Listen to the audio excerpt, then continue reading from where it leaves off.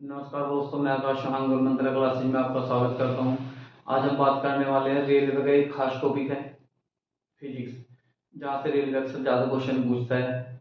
आज उसी के दौरान हम एक टॉपिक पढ़ने वाले हैं, न्यूटन के गति के नियम और न्यूटन का गुरुत्वाकर्षण का नियम। उससे संबंधित जितने भी क्वेश्चन हैं जिनके एग्जाम में पॉसिबिलिटी है, आज हम उन सभी के बारे में बात करते हैं।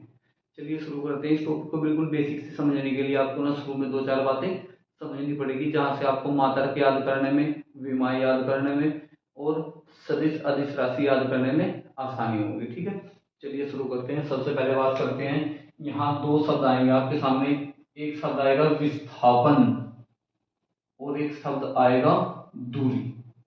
एक शब्द आएगा दूरी और एक शब्द आएगा विस्थापन। तो जो सबसे इंपॉर्टेंट बात है, यहाँ मुझे दूरी और विस्थापन के बीच में फर्क पता करना है। ठीक है, यहाँ बात करते हैं हम। अगर एक व्यक्ति अपने स्थान से चलकर, मान लें यहाँ 5 किलोमीटर चलता है, यहाँ 4 किलोमीटर चलता है, यहाँ 3 किलोमीटर चलता है और उसके बाद वह वापिस यहाँ आ जाता है। यहाँ 4, 3 और 4 और वापिस अंत में कहाँ आ जाता है, वो यहाँ आ जाता है। तो अगर पूछा जाए इसका विस्थापन कितना है, विस्थापन कितना है, अगर ये टोटल ये 3 है तो ये भी कितना होगा, 3। तो अगर ये टोटल डिस्टेंस 5 थी, 5 में से कितना कम हो जाता है, 3। तो विस्थापन कितना है, 2 मीटर। विस्थापन कितना है यहाँ, 2 मीटर। अगर मैं दूरी के बारे में बात करता हूँ, दूरी मान लिया अगर ये 5 मीटर यहाँ चलता है, 4 मीटर यहाँ चलता है, 3 मीटर यहाँ चलता है और यहाँ भी कितना चलता है, 4 मीटर।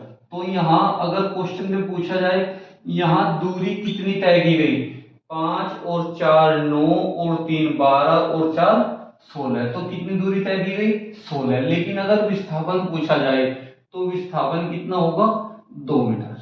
विस्थापन कितना होगा, 2 मीटर। अब मुझे ये बात रखना, विस्थापन दिशा पर आधारित है और दूरी के लिए दिशा का कोई महत्व नहीं है। इसके अर्थात हम ये बात समझ सकते हैं कि विस्थापन सदिश राशि है। विस्थापन कैसी राशि है, सदिश राशि है। और दूरी कैसी राशि है, अदिश राशि है। दूरी कैसी राशि है, अदिश राशि है। विस्थापन एक सदिश राशि है जिसका मात्रक क्या है, मीटर। मात्रक क्या है इसका, मीटर। अगर मैं यहाँ छोटी छोटी बातों को समझने की कोशिश करूंगा तो पूरे ही टॉपिक में कहीं भी मुझे कोई चीज रटने वाली नहीं आएगी।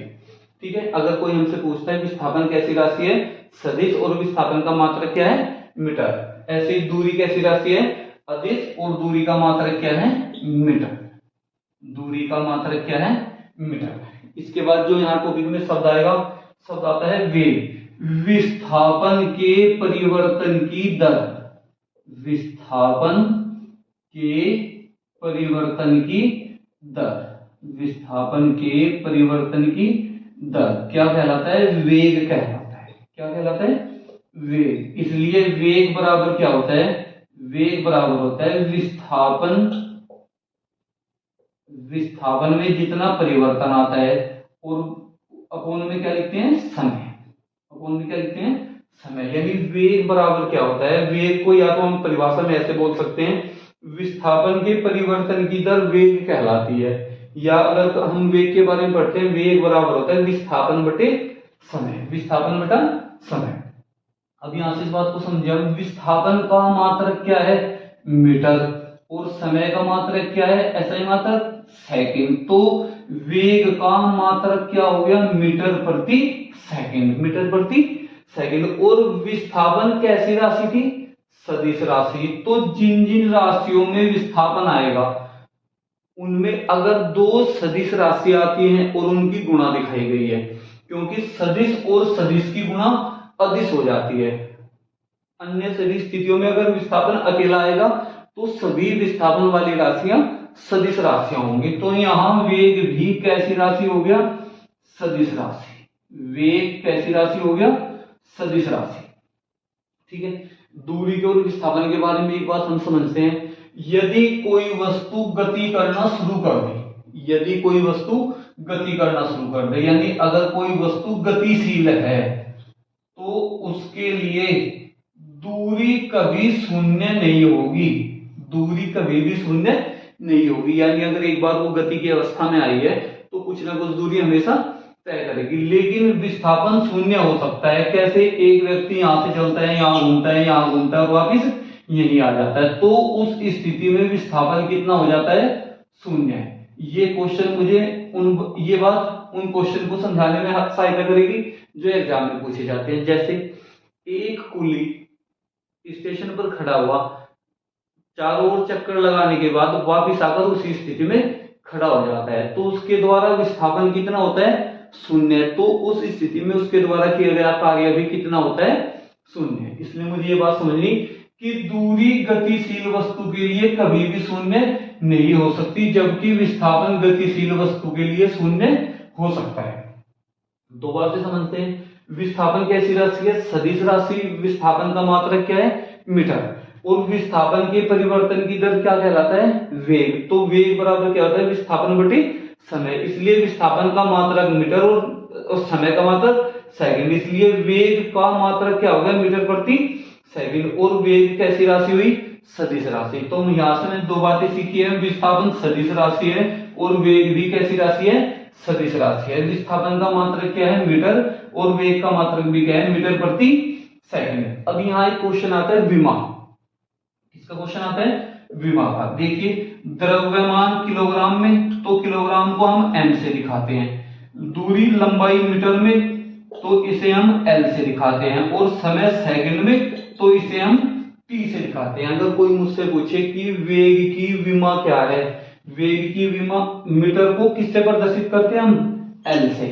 और सेकंड को किससे प्रदर्शित करते हैं? टी से। समय को टी से, टी ऊपर जाएगा, पावर माइनस की होगी, तो विमा को हम बड़े कोष्ठ में लिखते हैं और किससे दिखाते हैं? एल। एल और टी ऊपर चला गया तो पावर कैसी है उसकी? माइनस की। तो इसकी विमा कितनी होगी? L T minus one. L T minus one. चलिए देखते हैं। अब हम पढ़ चलिए बात करते हैं त्वरण के बारे में। त्वरण को किससे प्रदर्शित करते हैं? ए से। त्वरण को किससे प्रदर्शित करते हैं? ए से। अगर मैं यहाँ एक नॉर्मल बात पढ़ता हूं, वेग परिवर्तन की दर, वेग परिवर्तन की दर, वेग परिवर्तन की दर, वेग परिवर्तन की दर क्या कहलाती है? त्वरण। वेग परिवर्तन की दर क्या कहलाती है? त्वरण। यानी अगर कोई फॉर्मूला पूछे तो त्वरण बराबर क्या होता है?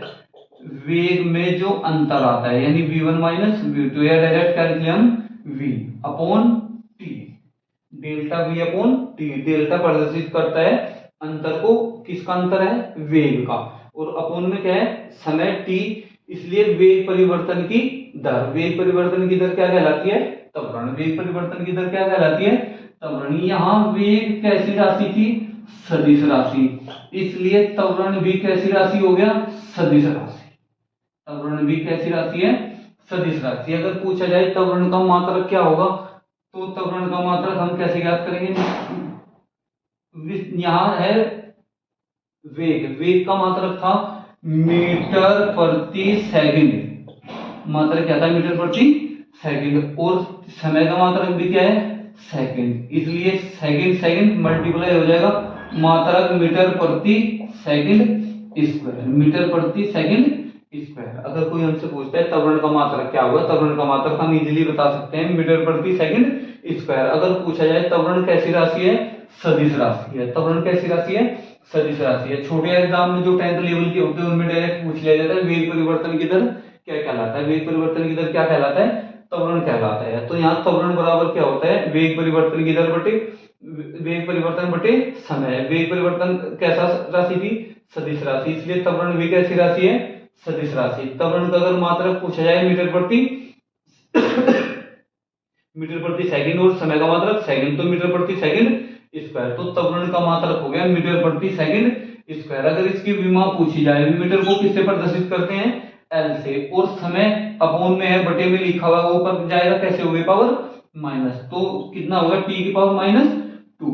तो इसे हम बड़े कोष्ठ में लिख देते हैं। तो इसकी विमा क्या होगी? L T minus 2, L T minus 2। इसके बाद अगर हम हर एक चीज को समझ के चलेंगे तो एग्जाम में अगर मैं लंबे टाइम तक रिवीजन ना भी कर पाऊं तो भी ये मेरे बहुत ज्यादा हेल्प करने वाला है। ठीक है। इसके अलावा अगर हम बात समझते हैं गति के समीकरण, गति के समीकरण। सबसे पहले रेलवे ग्रुप डी वगैरह क्वेश्चन पूछता है गति के समीकरण किसने दिए थे? गैलीलियो।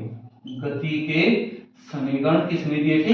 गैलीलियो ने। गति के समीकरण किसने दिए थे? गैलीलियो ने। और कितने हैं गति के समीकरण मुख्य? 3। v बराबर u जमा at। v बराबर u जमा at। यहां मुझे क्लियर पता होना चाहिए v अंतिम वेग है, v अंतिम वेग है, u प्रारंभिक वेग है, t समय है। t क्या है? समय। और a क्या है? त्वरण है। a क्या है? त्वरण। यानी यहां शब्द क्या आया? त्वरण। ये त्वरण की परिभाषा से बनाई गई समीकरण है। अगर यहां से अगर मुझसे पूछा जाए कि त्वरण किस तरह ज्ञात करते हैं, तो a u को आप इस तरफ ले जाओ, v माइनस u बराबर at, और t को इसके अपॉन में ले आओ, तो त्वरण बराबर v minus u upon t। तो त्वरण का फॉर्मूला हम यहां से ज्ञात कर सकते हैं, त्वरण बराबर v minus u upon t। गति का पहला समीकरण त्वरण को परिभाषित करता है। इसके अलावा गति का दूसरा समीकरण क्या था? s बराबर ut जमा 1/2 at स्क्वायर। s बराबर ut जमा 1/2 at स्क्वायर। ये गति का दूसरा समीकरण है, जहां s बराबर क्या है? दूरी। s बराबर क्या है? यहाँ दूरी। इसके अलावा गति का तीसरा समीकरण जो गैलीलियो ने दिया था, तीसरा समीकरण क्या है? v स्क्वायर बराबर u square plus 2as plus 2as। गति का पहला समीकरण है v बराबर u जमा at। v बराबर u जमा at, जो हमें त्वरण की परिभाषा भी बताता है। यानी त्वरण की परिभाषा से ही गति के पहले समीकरण का निर्माण किया गया है। इसके अलावा दूसरा गति का समीकरण दूसरा क्या है? s बराबर ut जमा 1/2 at स्क्वायर। s बराबर ut जमा 1/2 at स्क्वायर। इसके अलावा गति का तीसरा समीकरण क्या है? v स्क्वायर बराबर u square plus 2as। v square बराबर u स्क्वायर प्लस 2as। इसलिए इस तरह हम देख सकते हैं, त्वरण वेग परिवर्तन की दर त्वरण कहलाता है। अगर वेग सदिश राशि है तो त्वरण भी कैसी राशि है? सदिश राशि है। त्वरण का मात्रक वेग का मात्रक मीटर प्रति सेकंड, और समय का मात्रक सेकंड। तो त्वरण का मात्रक सेकंड की मल्टीप्लाई मीटर प्रति सेकंड स्क्वायर। अगर मुझे इसकी विमा लिखनी हो, मीटर को l से, समय को t से, और पावर कहां चली गई? ऊपर माइनस, तो lt माइनस 2, तो ये इसकी विमा हो जाती है। ये इसका मात्रक है, और आसानी से हम याद रख सकते हैं त्वरण कैसी राशि है? सदिश राशि। इसके अलावा गति के कितने समीकरण है? 3। गति के कितने समीकरण है? 3। गति के समीकरण किसने दिए थे? गैलीलियो ने। पहला समीकरण क्या है? v बराबर u जमा at, जहां v अंतिम वेग है, u प्रारंभिक वेग है, और t क्या है? समय। a क्या है? त्वरण। यहां से मैं त्वरण को भी परिभाषित कर सकता हूं। u को हम इस साइड ले आए, v माइनस u और इक्वल a t, तो a इक्वल क्या आ गया? v माइनस u, यानी वेग परिवर्तन और बटे समय, यानी वेग परिवर्तन की दर त्वरण कहलाती है। वेग परिवर्तन की दर त्वरण कहलाती है। इसके अलावा गति का जो दूसरा समीकरण है, s बराबर ut जमा 1/2 at स्क्वायर। गति का तीसरा समीकरण v स्क्वायर बराबर u स्क्वायर प्लस 2as। इस तरह हम गति के तीनों समीकरणों को यहाँ पढ़ते हैं। इसके अलावा हम बात करते हैं, अब हम पढ़ते हैं न्यूटन के नियम। अब हम क्या पढ़ते हैं? न्यूटन के गति के नियम। न्यूटन के गति के नियम। अच्छा, सबसे पहले एक बार हम देख लेते हैं न्यूटन के बारे में 2-4 बातें आपको पता होनी चाहिए। न्यूटन का पूरा नाम sir Isaac Newton. Sir Isaac Newton. 1643 में इंग्लैंड में इनका जन्म हुआ था। 1643 में इंग्लैंड में इनका जन्म हुआ था। बेसिकली कभी कभी क्वेश्चन पूछ लिया जाता है, गैलीलियो कहाँ के थे? इटली के। गैलीलियो कहाँ के थे? इटली के। तो दोनों के बारे में मुझे याद रखना, आइजैक न्यूटन इंग्लैंड और गैलीलियो इटली से। यहाँ मुझे पढ़ना है न्यूटन के गति के नियम। तो न्यूटन ने गति के कितने नियम दिए हैं? 3। यहाँ पढ़ते हैं हम न्यूटन की गति का पहला नियम। न्यूटन का गति का पहला नियम, न्यूटन का गति का पहला नियम। यहां से भी एग्जाम में अक्सर क्वेश्चन आता रहता है, इसलिए इस टॉपिक को हम थोड़ा ध्यान से पढ़ेंगे। न्यूटन का गति का पहला नियम, इसके बारे में अलग बातें क्या क्या है। इस नियम का अन्य नाम है जड़त्व का नियम। जड़त्व का नियम। अगर कोई हमसे पूछे जड़त्व के नियम के बारे में सबसे पहले किसने बताया था? गैलीलियो ने। जड़त्व के नियम के बारे में सबसे पहले किसने बताया था? गैलीलियो ने। गैलीलियो ने जड़त्व का नियम दिया था वास्तव में, लेकिन जड़त्व के नियम का गणितीय रूप, जड़त्व के नियम का गणितीय रूप किसने दिया? न्यूटन ने। इसलिए जड़त्व का नियम या न्यूटन की गति का पहला नियम कौन सा नियम है? जड़त्व का नियम, क्योंकि जड़त्व के नियम के बारे में गैलीलियो ने पहले बताया था, लेकिन उसका गणितीय रूप किसने दिया? न्यूटन ने। ठीक है। इसके अलावा अगर मैं इसके बारे में बात और देखूं, जड़त्व की माप क्या है? इसके बारे में पूछे जाने वाले क्वेश्चन, जड़त्व की माप क्या है? जड़त्व की माप क्या होता है? द्रव्यमान। जड़त्व की माप क्या है? द्रव्यमान, यानी जो वस्तु जितनी भारी उसका जड़त्व उतना अधिक होता है। जो वस्तु जितनी भारी होती है जड़त्व उसका उतना अधिक होता है। तो हम ये बात कह सकते हैं न्यूटन का पहला नियम क्या कहता है? कोई वस्तु अपनी प्रारंभिक स्थिति को बनाए रखती है, अपनी प्रारंभिक स्थिति को बनाए रखती है जब तक उस पर कोई बाह्य बल कार्य न करे।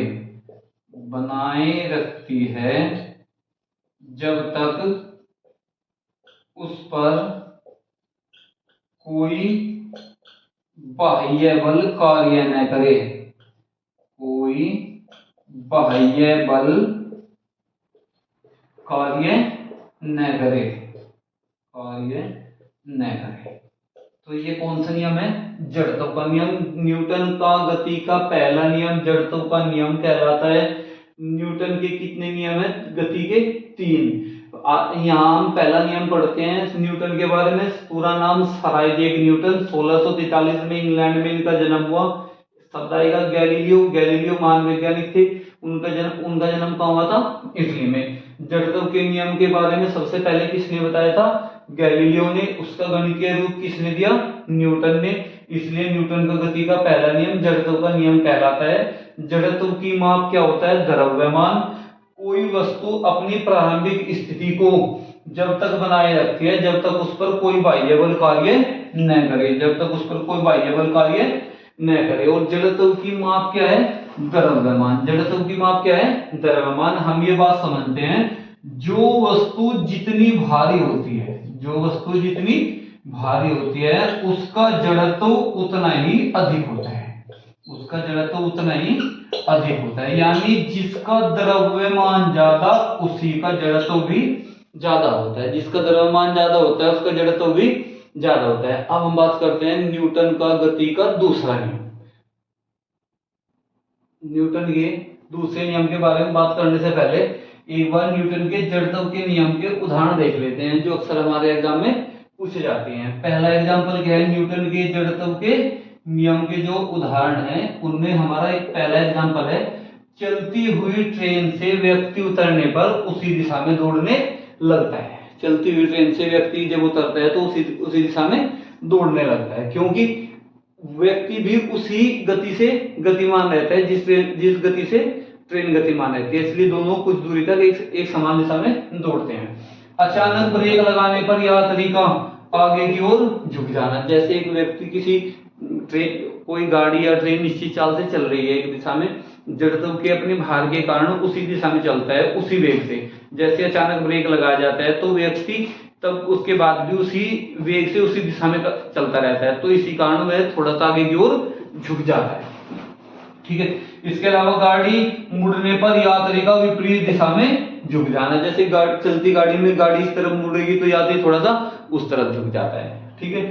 शाखा हिलाने पर, जैसे पेड़ पर फल लगे हुए हैं और शाखा को अचानक से हिला दिया जाए, जड़त्व के कारण वो अपनी स्थिर अवस्था में रहते हैं और शाखा के हिलाने पर वो फल गिर जाते हैं। इसलिए हम देख सकते हैं न्यूटन के जड़त्व के नियम के प्रमुख उदाहरण कौन कौन से जो हमारे एग्जाम में पूछे जाते हैं। चलती ट्रेन से व्यक्ति उतरने पर उसी दिशा में चलना, अचानक ब्रेक लगाने पर यात्री का आगे की ओर झुक जाना, गाड़ी मुड़ने पर यात्री का विपरीत दिशा में झुक जाना और शाखा के हिलाने पर फलों का गिरना। ये चारों एग्जाम्पल किसके हैं? न्यूटन की गति का जो पहला नियम है जिसका नाम है जड़त्व का नियम। तो जड़त्व के नियम के चार मुख्य एग्जाम्पल है जिनको हम एग्जाम में अक्सर देखते हैं। अब हम बात करते हैं न्यूटन की गति का दूसरा नियम। बात करते हैं न्यूटन का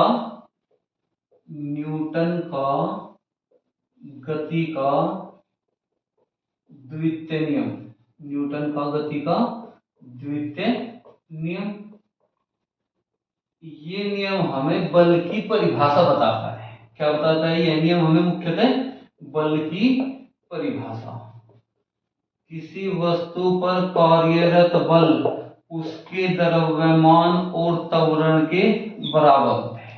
किसी वस्तु पर कार्यरत बल उसके द्रव्यमान और त्वरण के गुणनफल के बराबर होता है। ये हमें बताता है न्यूटन का गति का द्वितीय नियम।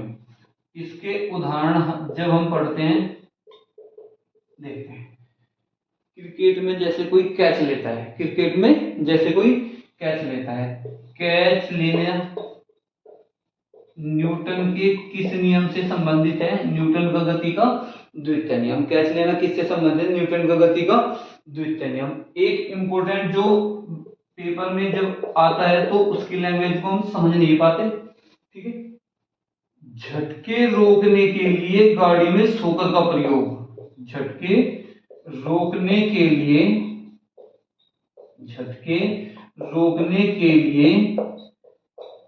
गाड़ी में शॉकर का प्रयोग।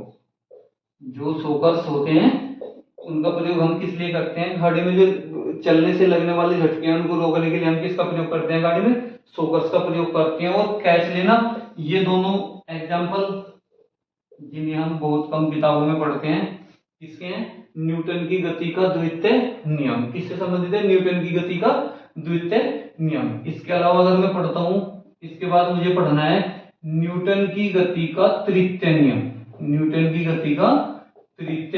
नियम। अब हम पढ़ते हैं न्यूटन की गति का तृतीय नियम।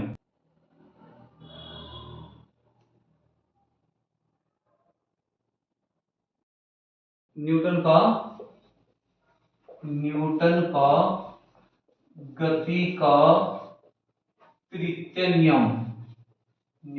गति का तृतीय नियम। अब हम बात करते हैं न्यूटन का गति का तृतीय नियम। एग्जाम में जिसके बारे में सबसे ज्यादा बात की जाती है वो शब्द है क्रिया प्रतिक्रिया का नियम।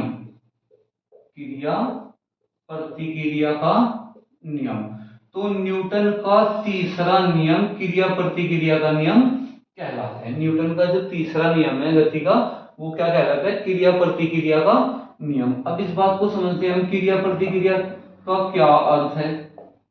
जैसे हम किसी वस्तु पर बल लगाते हैं, जैसे हम दीवार को धक्का देते हैं तो दीवार भी विपरीत दिशा में उतना ही बल हमारे ऊपर आरोपित करती है। यही नियम कौन सा कहलाता है? क्रिया प्रतिक्रिया का नियम। इसके एग्जाम्पल पेपर के हिसाब से मोस्ट इंपोर्टेंट है, ठीक है। चलिए हम 2-4 इसके एग्जाम्पल देखते हैं जो एग्जाम में आए हुए हैं। एक बार दो बार से समझते हैं। न्यूटन का गति का तृतीय नियम क्रिया प्रतिक्रिया का नियम कहलाता है। क्रिया प्रतिक्रिया से शाब्दिक अर्थ क्या है कि यदि मैं बोर्ड पर कोई बल आरोपित करता हूं तो बोर्ड भी मेरे ऊपर उतना ही विपरीत दिशा में बल आरोपित करता है। जैसे मैं किसी वस्तु को धक्का देता हूं तो मैं जितना बल वस्तु पर आरोपित करता हूं वस्तु भी मेरे ऊपर उतना बल विपरीत दिशा में आरोपित करके। यदि मेरे द्वारा दिया गया बल अधिक है तो वस्तु दूसरी दिशा में गिर जाएगी। ठीक है, चलिए बात करते हैं न्यूटन के तृतीय नियम के एग्जाम्पल। बात करते हैं न्यूटन के क्रिया प्रतिक्रिया के नियम के उदाहरण। न्यूटन का जो तीसरा गति का नियम है क्रिया प्रतिक्रिया का नियम कहलाता है, और उसके जो उदाहरण जो एग्जाम की दृष्टि से महत्वपूर्ण है। पहला, बंदूक से गोली चलने पर जो व्यक्ति होता है उसको पीछे की ओर झटका लगता है, किसके कारण?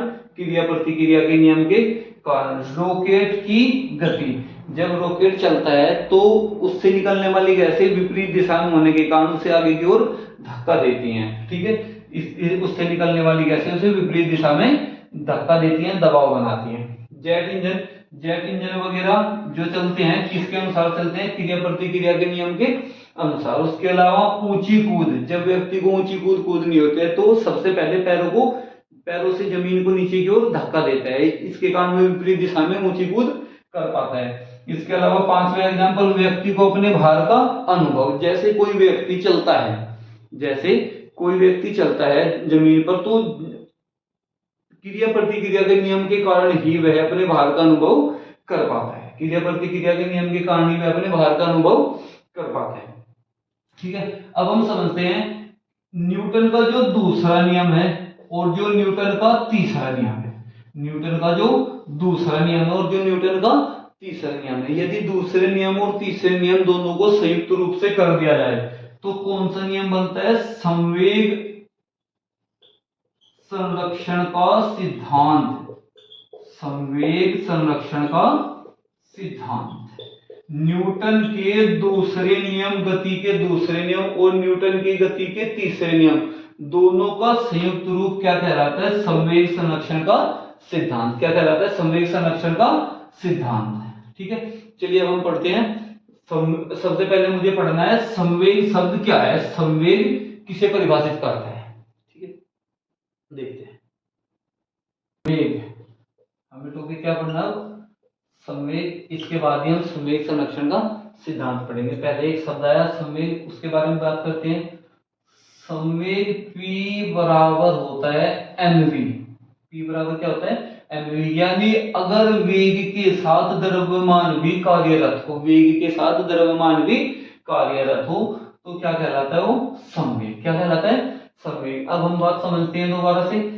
द्रव्यमान कैसी राशि? अदिश राशि। वेग कैसी राशि? सदिश राशि। और अदिश और सदिश की गुणनफल भी क्या होता है? सदिश। इसलिए मैं समझता हूं संवेग भी कैसी राशि है? सदिश राशि। संवेग भी कैसी राशि है? सदिश राशि। पता कैसे चलेगा मुझे? सबसे पहले पता चला मुझे वेग कैसी राशि थी? सदिश राशि। वेग कैसी राशि थी? सदिश राशि। इसलिए संवेग भी कैसी राशि हो गई? सदिश राशि। अगर इसके मात्रक के बारे में बात करते हैं, मात्रक संवेग का मात्रक क्या होगा? m है द्रव्यमान, द्रव्यमान का मात्रक किलोग्राम, और वेग का मात्रक मीटर प्रति सेकंड। मात्रक क्या है? मीटर प्रति सेकंड। तो संवेग का मात्रक क्या होगा? किलोग्राम मीटर प्रति सेकंड। अगर इसकी विमा पूछी जाए, क्या पूछा जाए विमा के बारे में? तो किलोग्राम को हम मास को m से प्रदर्शित करते हैं, लंबाई मीटर l से प्रदर्शित करते हैं और समय को हम t से। t बटे में लिखा हुआ है, ऊपर जाएगा, पावर कैसी होगी? माइनस। तो इसकी विमा कितनी हो गई? mlt minus 1। mlt minus 1। संवेग के बारे में हम बात करते हैं। संवेग अगर वेग के साथ द्रव्यमान भी कार्यरत हो तो किसके बराबर हो जाता है? संवेग के। संवेग कैसी राशि है? सदिश। संवेग का मात्रक क्या होगा? ये m का मात्रक किलोग्राम, वेग का मात्रक मीटर प्रति सेकंड। तो मात्रक क्या होगा? किलोग्राम मीटर प्रति सेकंड। अगर मुझे इसकी विमा निकालनी हो, किलो मास को m से प्रदर्शित करते हैं, लंबाई को l से प्रदर्शित करते हैं, समय को t से, और t अपॉन में था, पावर कैसी चली गई? ऊपर। तो क्या होगा इसकी विमा? mlt minus 1। अब संवेग क्यों जरूरी था?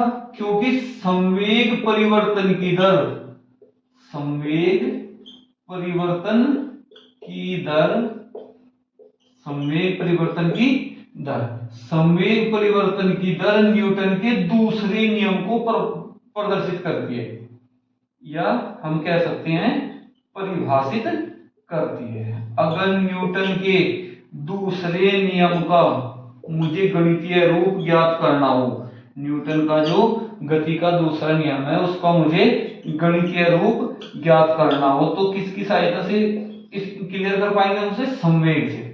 तो हम बोलते हैं संवेग परिवर्तन की दर बल कहलाती है। संवेग परिवर्तन की दर क्या कहलाती है? बल। अब हम इसे गणितीय रूप में कैसे प्रदर्शित करेंगे? संवेग होता है mv और दर निकालने के लिए किससे भाग करते हैं? t से। v अपॉन टी हमने पढ़ा था अभी। त्वरण क्या होता है? वेग परिवर्तन की दर। त्वरण क्या होता है? वेग परिवर्तन की दर। तो यहां m और v अपॉन टी त्वरण के बराबर किसके बराबर? a के। तो f बराबर क्या आया हमारा? m a। f बराबर क्या आया हमारा? m a। यही न्यूटन के द्वितीय नियम का गणितीय रूप है। न्यूटन के द्वितीय नियम का गणितीय रूप है। न्यूटन के द्वितीय नियम का गणितीय रूप है। न्यूटन के गति का जो दूसरा नियम है उसका गणितीय रूप क्या है? F बराबर m a।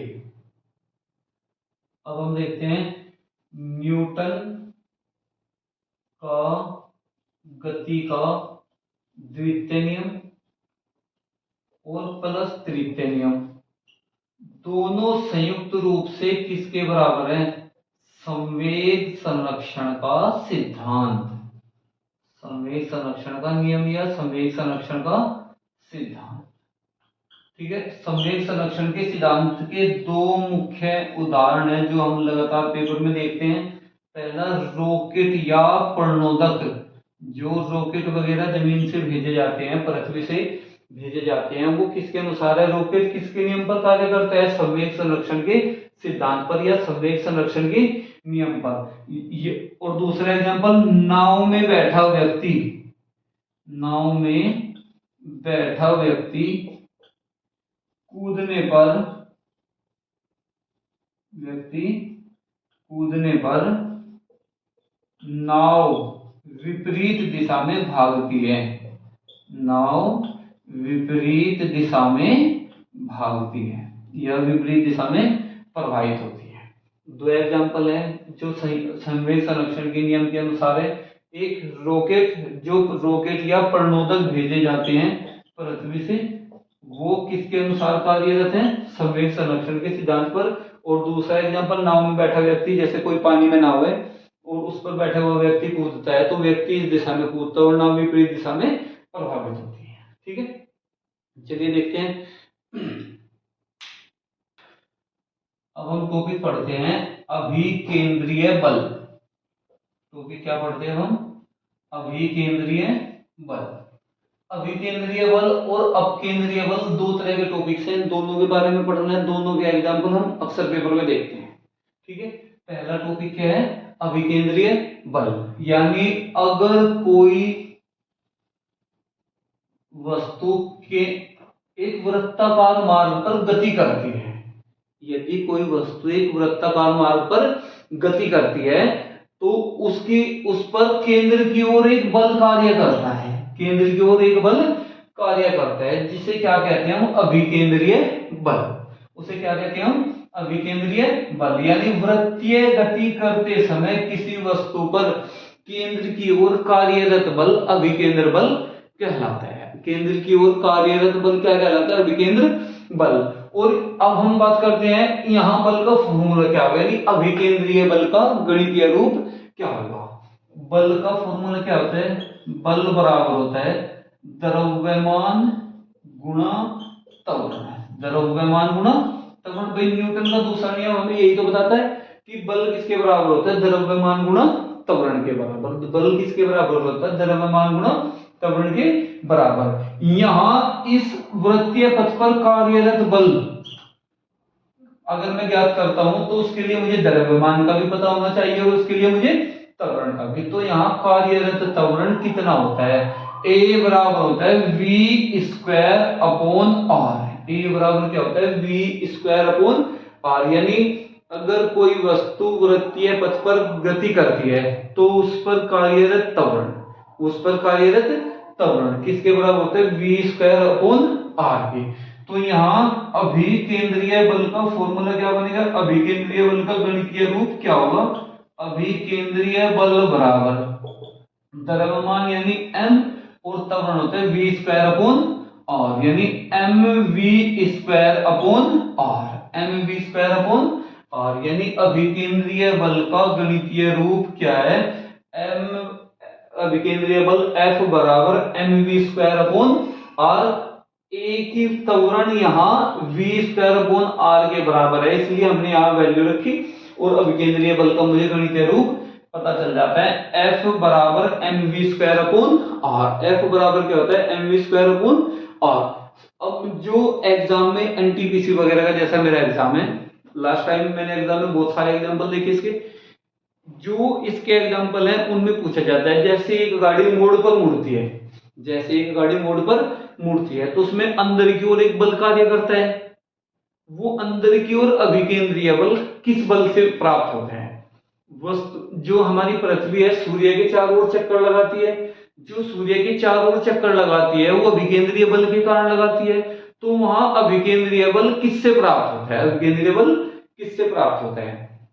इसके अलावा मैं एग्जांपल देखता हूं, अगर मैं एक रस्सी को बांधकर केंद्र के चारों ओर घुमाना शुरू करता हूं तो उसे भी केंद्र की ओर एक अभिकेंद्रीय बल प्राप्त होता है, तो वो अभिकेंद्रीय बल उसे कहां से प्राप्त होता है, ठीक है। इसलिए हम इसके यहाँ एग्जांपल देखते हैं और उसके बारे में बात करते हैं। अभिकेंद्रीय बल के उदाहरण लिखते हैं जो एग्जाम के, अभिकेंद्रीय बल के उदाहरण, अभिकेंद्रीय बल के उदाहरण, जो अभिकेंद्रीय बल के उदाहरण है जो पेपर के अनुसार हमें लगता है कि उनकी पूछे जाने की पॉसिबिलिटी ज्यादा है, ठीक है। प्रीवियस पेपर में भी हम इसके बहुत सारे एग्जांपल देखते हैं। पहला एग्जांपल, सड़क के मोड़ पर मुड़ने के लिए, जब कोई गाड़ी किसी मोड़ पर जाती है तो थोड़ा सा झुकाव लेती है, सड़क के मोड़ पर गाड़ी को मुड़ने के लिए आवश्यक अभिकेंद्र बल कहां से प्राप्त होता है। पहले तो बात मुझे पता करना है कि ये सभी के सभी किसके उदाहरण है, अभिकेंद्रीय बल के उदाहरण, यानी गाड़ी का मोड़ पर मुड़ना अभिकेंद्रीय बल के कारण, वहां अभिकेंद्रीय बल मुझे कहां से प्राप्त होता है, अभिकेंद्रीय बल कहां से प्राप्त होता है, सड़क व टायर के मध्य घर्षण से। कहां से प्राप्त होता है, सड़क व टायर के मध्य घर्षण से, यानी गाड़ी को मोड़ पर मुड़ने के लिए अभिकेंद्रीय बल की आवश्यकता होगी और जो उसे अभिकेंद्रीय बल प्राप्त होगा कहां से प्राप्त होगा, टायर व सड़क के मध्य घर्षण बल से, टायर व सड़क के मध्य घर्षण बल से। इसके अलावा हम देखते हैं, सभी ग्रह सूर्य के चारों ओर चक्कर लगाते हैं, सभी ग्रह सूर्य के चारों ओर चक्कर लगाती है, सूर्य के चारों ओर चक्कर लगाने के लिए आवश्यक अभिकेंद्र बल किसके कारण है, पहले तो ये बात समझनी मुझे, किसके कारण चक्कर लगाते हैं, अभिकेंद्रीय बल के कारण। और जो अभिकेंद्रीय बल है, आवश्यक अभिकेंद्रीय बल है, वो कहां से प्राप्त होता है, ग्रह व सूर्यों के मध्य गुरुत्वाकर्षण बल से। किससे प्राप्त होता है, ग्रह और सूर्य के मध्य गुरुत्वाकर्षण बल से। इसके अलावा एक एग्जांपल देखते हैं, डोरी में पत्थर बांधकर घुमाने पर, जैसे किसी रस्सी में हम पत्थर बांधकर घुमाते हैं तो वो किसके कारण घूमती है, अपने केंद्र के चारों ओर, अभिकेंद्रीय बल के कारण। तो अभिकेंद्रीय बल उसे कहां से प्राप्त होता है, कहां से प्राप्त होता है, डोरी में उत्पन्न तनाव से। कहां से प्राप्त होता है, डोरी में उत्पन्न तनाव से क्या प्राप्त होता है, अभिकेंद्रीय बल। अभिकेंद्रीय बल कहां से प्राप्त होता है, जो डोरी में तनाव आता है, खिंचाव आता है, उसके कारण। इसके अलावा एक एग्जांपल और देखता हूं मैं, परमाणु नाभिक के चारों ओर इलेक्ट्रॉन का चक्कर लगाना।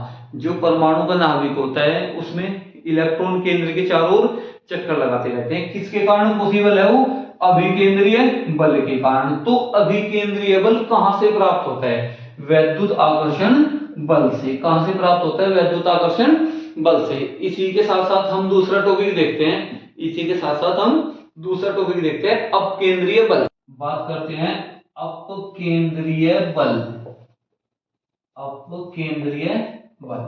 देखिए, एक तो होता है अभिकेंद्रीय बल जिसकी दिशा केंद्र की ओर होती है, एक होता है अपकेंद्रीय बल यानी वृत्तीय पथ पर गति करते समय कार्यरत बल की दिशा केंद्र के विपरीत हो। क्या कहलाता है, जब दिशा केंद्र के विपरीत हो, वृत्तीय पथ पर गति करते समय जब कार्यरत बल की दिशा केंद्र के विपरीत हो। कौन सा बल कहलाता है? अपकेंद्रीय। और जब केंद्र की ओर होती है उसे कहते हैं अभिकेंद्रीय बल।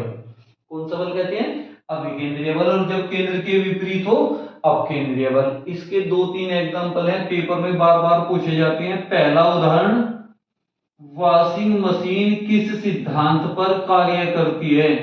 वॉशिंग मशीन किस सिद्धांत पर कार्य करती है? तो वॉशिंग मशीन कपड़ों को धोती है और मैल को किनारे पर इकट्ठा कर देती है। तो किसके कारण, किस सिद्धांत पर कार्य करती है वो?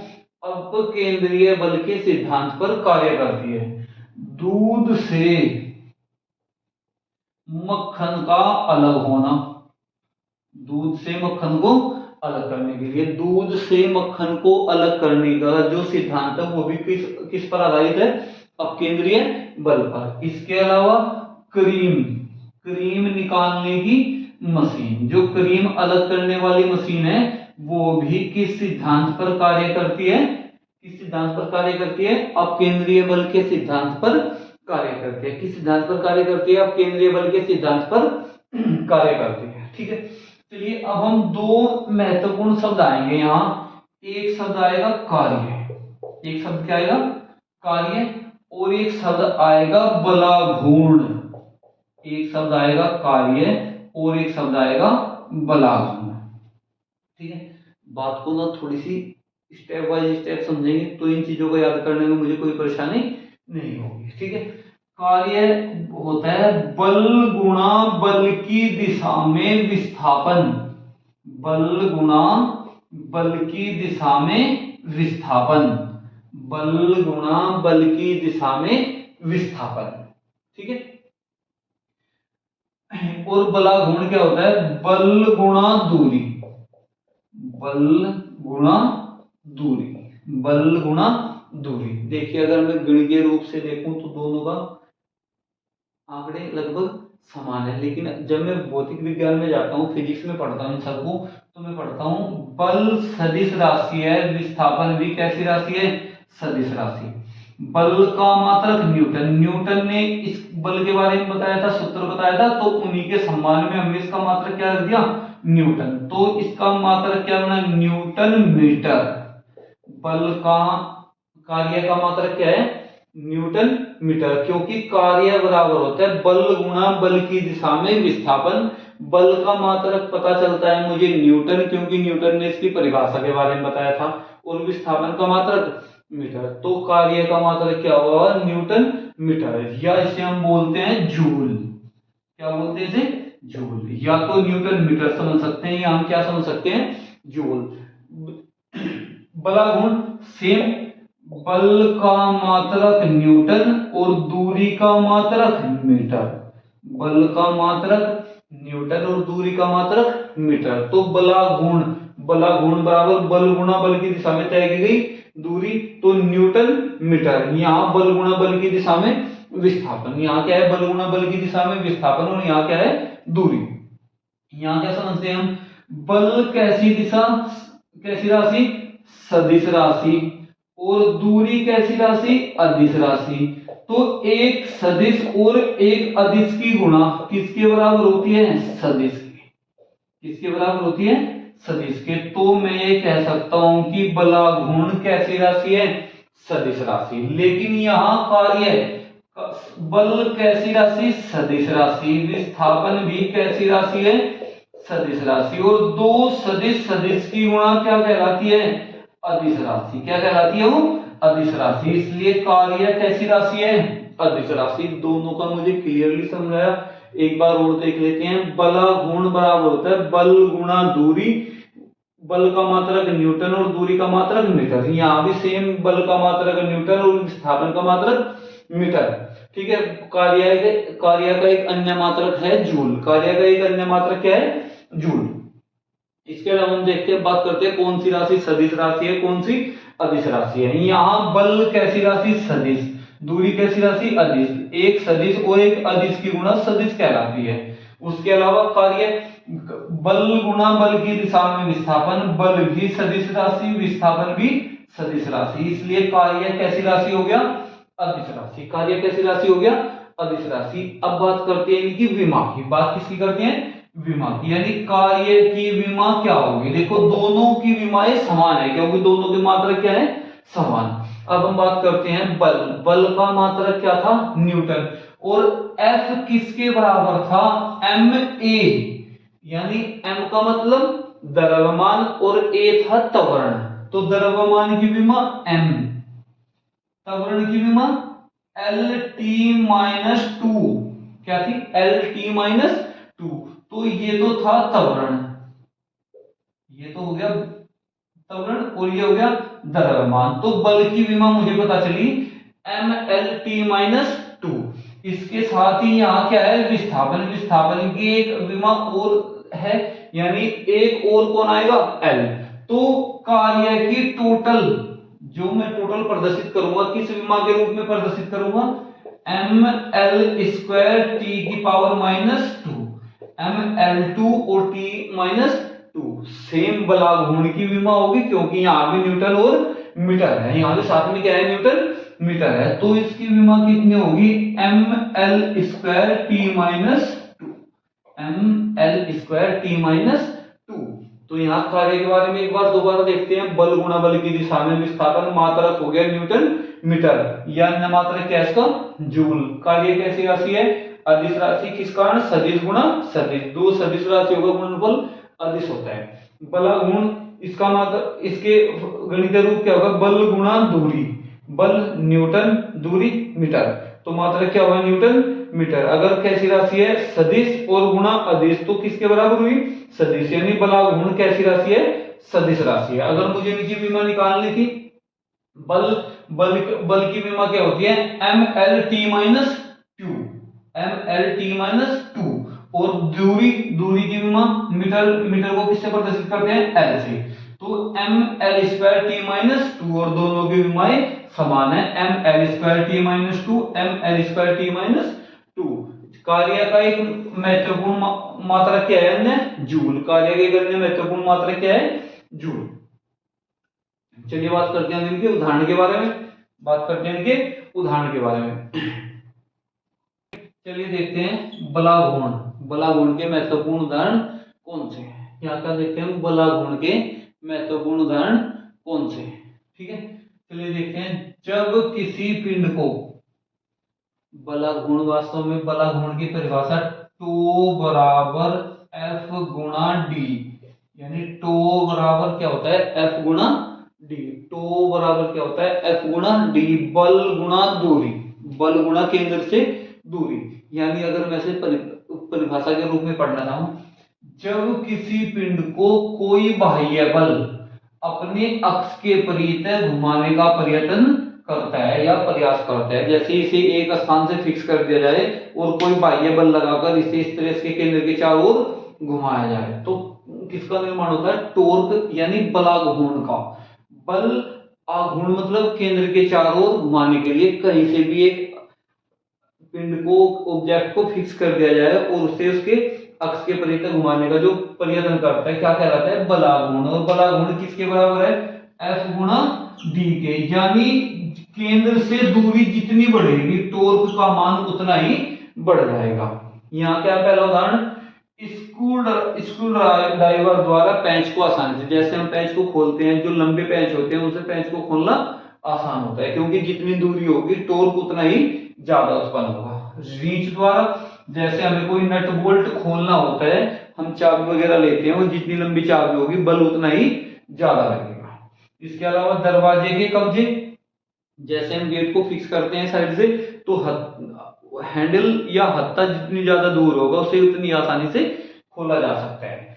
ठीक है, तीसरा एग्जांपल। चौथा एग्जांपल, हैंड पंप का हत्था लंबा, जैसे हम हैंड पंप से पानी निकालते हैं और हत्था जितना लंबा होगा उससे उतनी आसानी से पानी को खींचा जा सकता है, पानी को उतनी आसानी से खींचा जा सकता है। यहाँ बात किसकी थी? बलाघूर्ण की। किसकी बात थी यहाँ? बलाघूर्ण की। अगर मैं बात करूं W कार्य F गुणा डी, F गुणा डी, यहाँ डी दूरी नहीं है, डी क्या है? यहाँ विस्थापन है। यहाँ डी क्या है? दूरी है, और यहाँ डी क्या है? विस्थापन है। डी क्या है? विस्थापन है। अगर इसके एग्जांपल को देखता हूं मैं, इसका एग्जांपल पेपर के हिसाब से वो भी बड़े महत्वपूर्ण है। एक कुली अपने सर पर एक वजन रखकर खड़ा हुआ है।